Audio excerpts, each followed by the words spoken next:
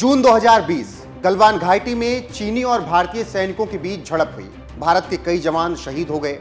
15-16 जून की रात में भारतीय और चीनी सेना के बीच हुई इस झड़प में दोनों देशों के बीच खाई और बढ़ गई। खूब बवाल मचा। इसके बाद भारत ने जिस तरह से चीन को जवाब दिया उसे भी पूरी दुनिया ने देखा था। 16 जून का वो दिन चीनी राष्ट्रपति शी जिनपिंग कभी नहीं भूल पाएंगे, क्योंकि 16 जून को उनके जन्मदिन के मौके पर ही भारतीय सेना ने उनको सबक सिखाया था।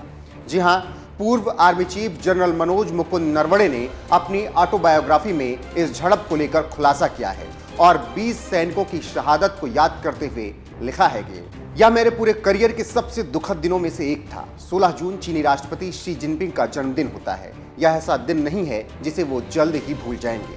2 दशक में पहली बार चीन और PLA को घातक पलटवार का सामना करना पड़ा था। वो आक्रामक कूटनीति और उकसाने वाली रणनीति का हर जगह बेधड़क इस्तेमाल करके नेपाल और भूटान जैसे छोटे पड़ोसियों को डराते रहे हैं। इस घटना के दौरान भारत और भारतीय सेना ने दुनिया को दिखाया कि अब बहुत हो चुका। भारत ने पलटवार करके ये दिखाया था कि वो पड़ोसियों की धौंस का जवाब दे सकता है। गौरतलब है कि नरवणे 21 दिसंबर 2019 से 30 अप्रैल 2022 तक सेना प्रमुख रहे। उनके कार्यकाल का अधिकतर समय विवादित सीमा पर चीन से तकरार में ही बीत गया। 16 जून 2020 को क्या हुआ था? 12:45 के आसपास खबर आई कि कमांडिंग अफसर समेत 3 सैनिक शहीद हो गए। दोपहर 1 बजे सेना ने बयान जारी किया और बताया कि कर्नल समेत हमारे 3 जवान शहीद हुए हैं। दोपहर 3 बजे पीएम मोदी दिल्ली में बैठकर 20 राज्यों के मुख्यमंत्रियों से कोरोना पर बातचीत कर रहे थे। रात 9 बजे के करीब पीएम के घर पर रक्षा मंत्री, गृह मंत्री और राष्ट्रीय सुरक्षा सलाहकार की बैठक होती है। रात 10 बजे खबर आई कि हमारे 20 जवान शहीद हुए हैं और चीन के भी 13 जवान मारे गए।